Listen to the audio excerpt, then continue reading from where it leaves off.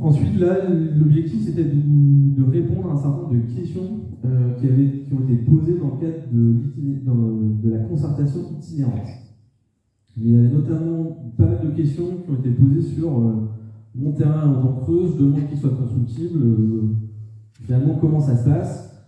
Mais avant de répondre à ça, il faut d'abord comprendre c'est quoi une dent creuse, parce que c'est une définition particulière, et quelquefois, la définition est un peu maximaliste de la part de certains habitants. Donc l'idée, c'est de reposer la règle et de reposer la loi sur ce sujet-là. Ensuite, un élément important, c'est sur la constructibilité des hameaux et des villages. Donc vous expliquez comment on a identifié les villages, les hameaux qui sont constructibles et comment on a identifié ceux qui ne le seront pas. Et vous expliquez les choix qui ont été faits dans ce cadre-là. Et enfin, je disais tout à l'heure sur quelles mesures finalement on a pris dans le PLUI pour lutter contre les questions d'inondation, notamment les questions d'inondation par ruissellement, qui ont été assez importantes sur les derniers mois dans certaines communes du territoire. Comment aussi on préserve les espaces perméables sur l'ensemble des communes. Et enfin, la dernière question, c'était quelles possibilités pour les maisons qui sont classées en zone agricole et naturelle, quelles règles, quelles constructions ils vont embrasser. Donc ça, là, dent creuse. Donc en haut à gauche en vert, la définition de la dent creuse, c'est une unité foncière non bâtie qui est insérée dans un tissu urbanisé sur ses 4 côtés. C'est-à-dire déjà, si vous avez une parcelle qui est en bordure de route et urbanisée des 2 côtés, mais que derrière vous avez un grand champ, c'est pas forcément une dent creuse. On verra tout à l'heure. Il y a d'autres critères qui permettent de définir localement ce que c'est une dent creuse, notamment par la jurisprudence, c'est-à-dire les actes qui sont rendus par la justice, notamment par les conseils, par les chambres d'arrêt et puis par le Conseil d'État. En général, on prend comme critère la taille du secteur, c'est-à-dire la taille de la parcelle, et on prend l'usage aussi qui est fait sur cette parcelle, c'est-à-dire est-ce que c'est un usage agricole, est-ce que c'est un usage de jardin, est-ce que c'est un usage naturel, etc. Le petit schéma à droite, en fait, il récapitule un peu ça. C'est-à-dire que là, ce que vous avez au sein du périmètre vert, on considère que c'est un espace qui est urbanisé. Et à l'intérieur de cet espace urbanisé, on a un certain nombre de trous qui sont en jaune. Et en fonction de ces caractéristiques-là, ces trous jaunes, ils peuvent être plus ou moins de la dent creuse. Moi, j'ai pris juste 2 exemples pour un petit peu vous illustrer ça. Le premier exemple, c'est on est sur une parcelle, donc c'est cette parcelle-ci. Je vous trouve ma souris. Donc c'est cette parcelle-ci, vous avez vu, elle est entourée par une route, par des maisons à gauche et à droite, et par des maisons qui sont au fond, et la parcelle fait à peu près 1000 m². Donc ça, effectivement, on considère que c'est une dent creuse, puisqu'elle est urbanisée des 4 côtés. La parcelle, elle n'a pas d'usage agricole ou naturel, parce qu'on voit que c'est un jardin sans doute de la maison qui est située ici. Et en plus, on est sur une superficie globalement assez faible qui fait 10 m², donc dent creuse, elle est constructible, il n'y a pas de souci. Le second cas, on est donc sur cette parcelle-ci, où là je vous ai présenté des photos. Donc la photo ici, la photo vient ici. On est entouré des 4 côtés, hein. On a une route, on a des maisons, on a des maisons, on a des maisons. Mais malgré le fait qu'on soit entouré des 4 côtés, l'usage de cette parcelle-là est encore agricole, c'est cultivé. Et en plus, on est sur une superficie qui fait 4500 m². Cet espace-là, on ne peut pas le considérer comme une dent creuse, légalement.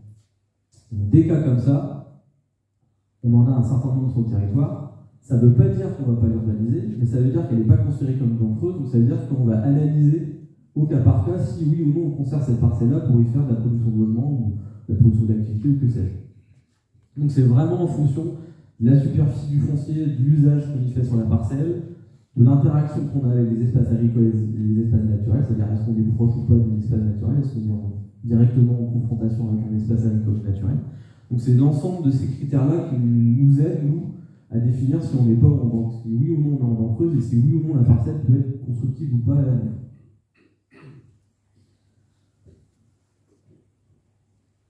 Ensuite, sur la question de la constructivité en campagne, c'est-à-dire les hameaux, les maisons isolées, etc. Donc le PADD, il a posé comme principe que On pouvait construire en campagne selon un certain nombre de critères, en cohérence avec le code de l'urbanisme et aussi le SCOT qui impose aussi lui ces critères. Donc on a dû reprendre, on a dû prendre en considération ces critères-là. Donc nous, ce qu'on a fait, c'est qu'on a pris toutes les maisons, tous les secteurs urbanisés qui sont en campagne, tous ceux qui font moins de 20 logements, c'est-à-dire qu'à partir du moment où vous avez un secteur qui fait moins de 20 logements, on ne peut pas considérer que c'est un espace qui est urbanisé en campagne. Pourquoi 20 logements? On s'appuie sur la jurisprudence, là aussi, des tribunaux, qui globalement, en dessous de 20 constructions, ne considèrent jamais un espace comme urbanisé quand on est en dessous de 20 logements. Donc on ne les a pas classés en zone urbaine. Ils seront classés en zone agricole ou en zone naturelle. Et dans ces zones-là, on ne pourra faire que des annexes, que des extensions. Ensuite, on a analysé tous les secteurs qui font plus de 20 logements, on les a tous analysés sur le territoire. Et on avait 73 au total, il y avait 73 entités, secteurs qui regroupaient plus de 20 logements sur Espérance-Sillon. Et on les a analysés à l'aune d'un certain nombre de critères pour avoir un choix derrière qui soit justifiable et compréhensible. Donc les critères qu'on a pris, c'est la densité du secteur, c'est-à-dire combien de maisons et de constructions on a à l'hectare.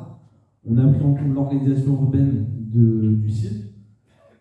Par exemple, une urbanisation, ce qu'on appelle linéaire, on y reviendra tout à l'heure. Une urbanisation linéaire, c'est-à-dire des maisons qui sont juste le long d'une route sur 500, 600, 700 mètres dans le kilomètre. C'est considéré comme de l'urbanisation linéaire. Et ça, les services de l'État et de SCOT l'interdisent. Donc, tous les secteurs qui sont on a 40, 50 maisons le long d'une route, de toute façon, même si on voulait, on ne pourrait pas les identifier comme des espaces, comme des espaces constructifs et densifiables. Là, on n'a pas le choix, ce n'est pas nous qui l'imposons, c'est pas nous qui choisissons, c'est imposé. Ensuite, on a pris en compte, est-ce qu'on avait des équipements, à quelle distance on est par rapport à la centralité. L'idée, c'était de permettre la densification de secteurs qui sont les plus près des centralités. Il y a un secteur qui est à 5, 6, 7 km d'un bourg, ça veut dire que forcément on prend sa voiture, ça veut dire forcément ça pose des questions aussi de transport scolaire, de réseau, donc ça rentrait dans les critères de choix. On a analysé aussi la question des réseaux, c'est-à-dire est-ce qu'on a les réseaux d'assainissement, les réseaux d'eau potable, les réseaux d'électricité, etc.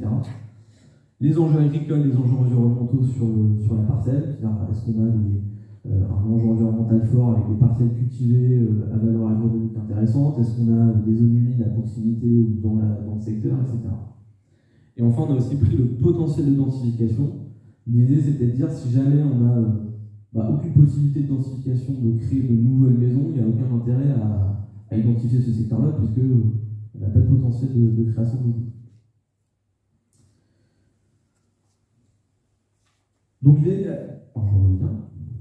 Donc sur les 73 secteurs qu'on a analysés, au total, on en a conservé 30.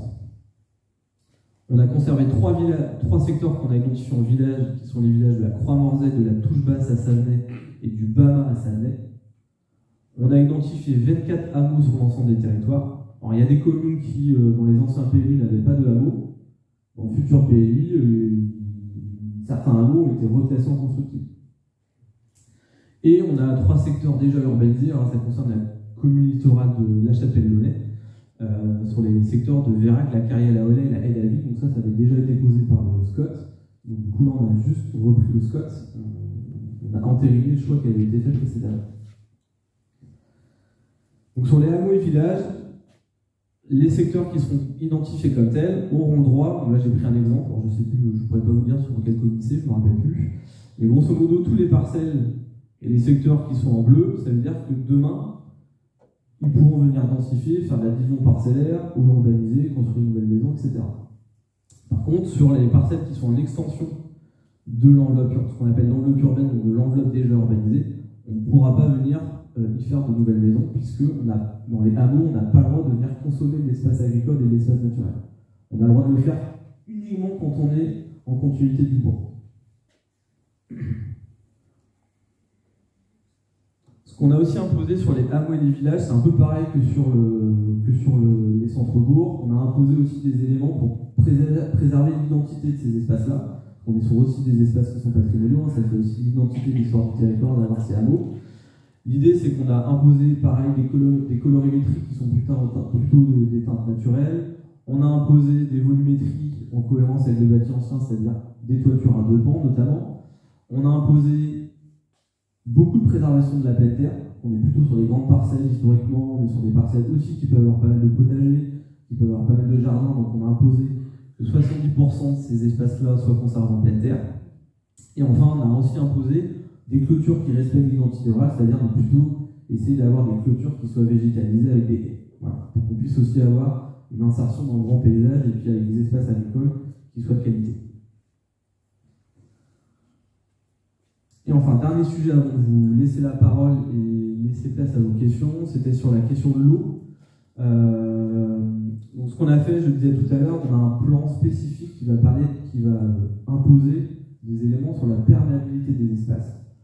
L'objectif, c'était de répondre à 4 enjeux, de maintenir les sols perméables pour notamment lutter contre les questions d'inondation et de ruissellement, c'est-à-dire permettre de l'infiltration sur les parcelles, préserver la biodiversité, lutter aussi contre les îlots de chaleur, notamment en espace urbain, et enfin stocker les éléments de carbone. Et enfin, sur les cours d'eau, ça a été dit dans la vidéo, donc je le dis rapidement, on va imposer une interdiction de toute construction, extension ou toute installation ou ouvrage dès qu'on est dans un périmètre de 8 mètres à partir de la berge. C'est-à-dire que si vous avez une construction qui est à proximité d'un cours d'eau, dans un rayon de 8 mètres, alors c'est pas 10 mètres, hein, je ne vais pas changer, mais c'est 8 mètres, dans un rayon de 8 mètres, on ne pourra pas construire, on ne pourra pas installer de nouvelles habitations. L'objectif, c'est de ne pas venir renforcer encore des constructions à partir des cours d'eau et les dégâts que ça a pu provoquer sur certaines inondations, et c'est préserver aussi les champs d'expansion pour les inondations.